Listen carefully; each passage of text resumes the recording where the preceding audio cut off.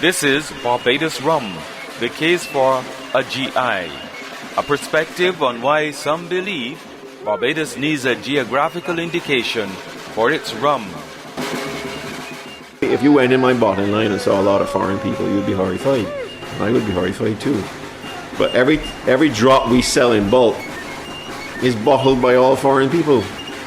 That's got to be equally horrifying. Master distiller and master blender at Foursquare Factory, Richard Seal, says this. There's two types of geographical protection. And one is known as protected domain of origin. And this is the type of protection that's much more strict and more about not just protecting the economic value, but protecting the nature of the product itself. The best way I can probably illustrate that is you could have a PDO for St. Philip rum, and what that would mean is the rum, had to use cane from St. Philip, but it would also mean the rum had to be made in a very specific way and have a very specific flavor profile. So a great example of that is Martinique rum. With GIs, which Scotch whisky is a great example, it's much more about simply saying you have to use the processes that are geographically linked, but there's much more flexibility in the processes themselves and the nature of the product. So the thing, again, one of the sort of disingenuous criticisms of geographical indications, and again, it's a little bit just as false as the nonsense on bulk rum, is to sort of say that it's you can only make rum one way. This is nonsense. What we would say as a Barbados rum is to say, right, okay, it's fermented here, and it must use endogenous yeast and bacteria, other than the one strain of yeast which 100 years ago became a commercial part of rum. But basically you couldn't carry out this fermentation and be sort of using genetically modified yeast or importing bacteria in different strains. So what it is, it makes sure that your fermentation is influenced by the local environment. Then we say it's distilled in Barbados. Well, that's where you transform the fermented molasses into rum. There's no restriction on that other than location. Then matured in Barbados. And this is one of the most important steps. And the reason why this step is so important is because maturation has a distinct impact on the flavor of the rum. So if I made 2 casks of rum and I sent 1 cask, even as close as I sent it over to Martinique, 140 miles away, and we aged the 2 casks, they will taste different. Of course, if you took the cask and you aged it to, in Europe or in Kentucky, it's going to taste completely different. Aging, the environment in which a product is matured is a massive influence on it, massive. And of course, Barbados, we really do have a very special climate. We are humid, but not too humid. We are warm, but we're not too warm. We are very consistent all year round. So the difference between a cask sitting in Barbados and a cask sitting anywhere else in the world is huge, because we have this very special climate. But the other side of that is this is where the value is created. There is a massive difference between a freshly distilled rum in cost and a 10 or 12-year-old rum. So if we export a product just after it's distilled for a third party to mature elsewhere, we've just lost maybe 60, 70, 80% of the final value of that finished product. I mean, this is a greater loss than when we shipped raw sugar to be refined into granulated sugar.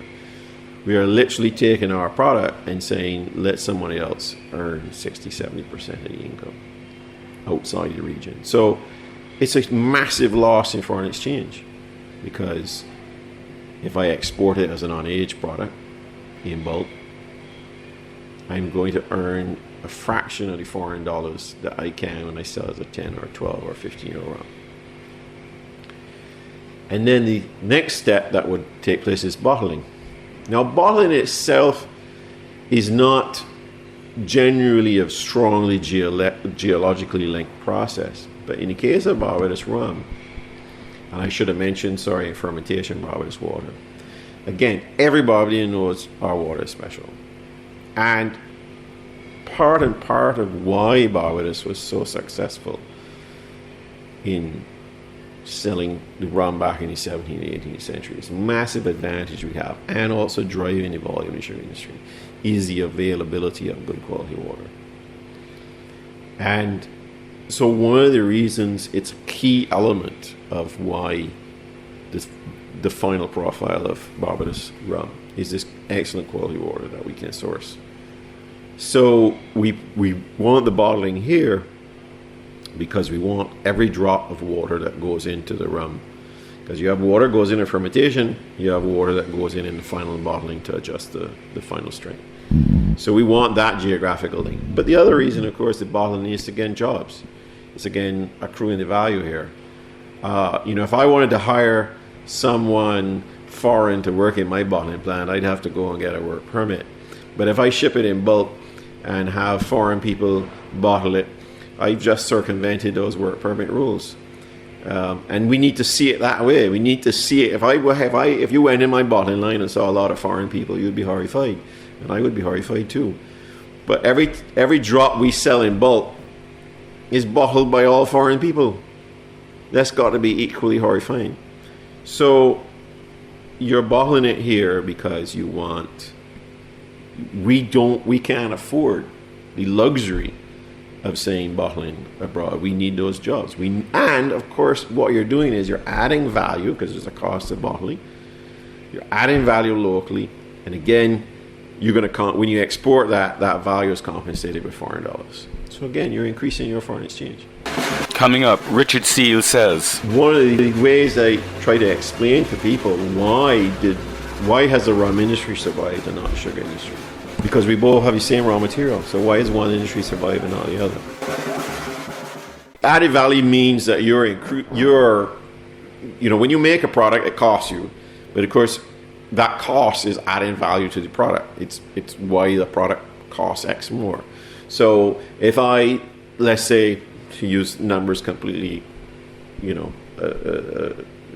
simple numbers, if I make a liter of rum and it cost me, $10 to make that liter of rum, but then when I aged it, if I exported it, then I get $10. But if I aged it and it's now worth $100, and I export it for $100, that same liter of rum now gives me, we're using simple examples without evaporation, but that gives me 10 times more foreign exchange. We've added the value, and that's one of the things about maturation. One of the beauties of maturation, of all the process steps, it's a step where you add value without spending a dime of foreign exchange.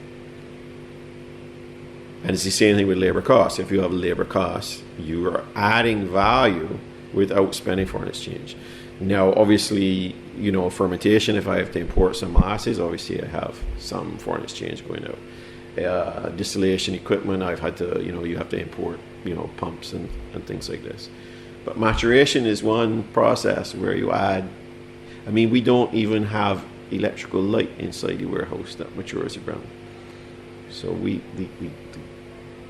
increase in value has no foreign exchange costs, none. And so when we export our aged rums, bottled here, the local part of the cost is very, very high.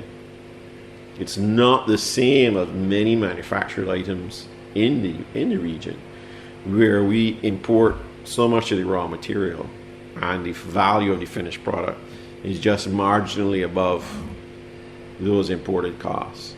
So, every dollar of rum export from a aged rum bottled in the island is a very large foreign exchange element, because you had to pay, obviously when I pay, I have to, we're selling, you're getting back the value for the aging, for all the local costs, etc. So the more Local labor costs means more local value added. More maturation means more local value added. And one of the ways I try to explain to people why has the rum industry survived and not the sugar industry?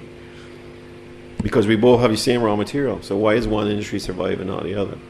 And the reason is that the rum industry has done the better job of adding value to its product. The sugar industry is selling raw sugar, the same raw sugar it sold for 100 years.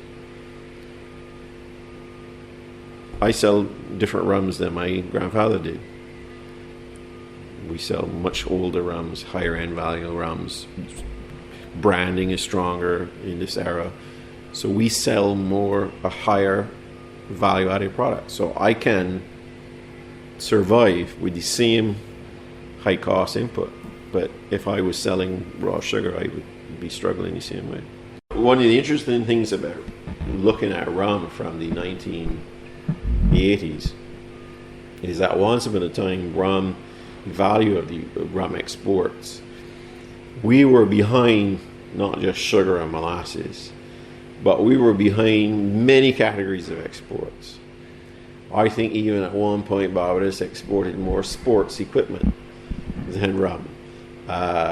Beverages, the whole range of product categories, most of which actually ceased to exist because they were based on unsustainable models. They were based on, come to Barbados and make your sports equipment because we're going to provide cheap labor.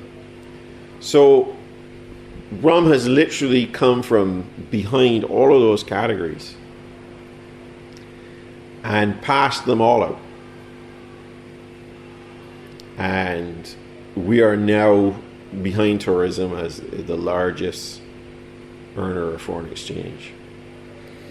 And the other point to make when we talk about finished product or bulk rum, once upon a time the vast majority of our exports were bulk low-end rum. But now Mount Gay and Foursquare probably account for about 60% of the income, total export income. So about 60% of the total foreign exchange earned by rum is coming from value-added exports. And this is not unusual. If we look at a place like Guyana, before Guyana divested from the government, the lone distillery there in the early 1990s, 100% of their exports were bulk. In 2005, their value-added exports exceeded the value of their bulk exports for the first time. And Guyana, the chairman of DDL, has made the point that had they not made the decision to move to value-added exports, that their rum industry would be in just as much trouble as their sugar industry. And so it begs the question, if Guyana, with its significantly cheaper cost of sugar cane and its significantly cheaper cost of energy, has had the foresight to know that the road to go is not bulk, how on earth is Barbados going to pursue a bulk rum industry? What if the bulk model has failed for sugar? How on earth can the bulk model succeed for rum?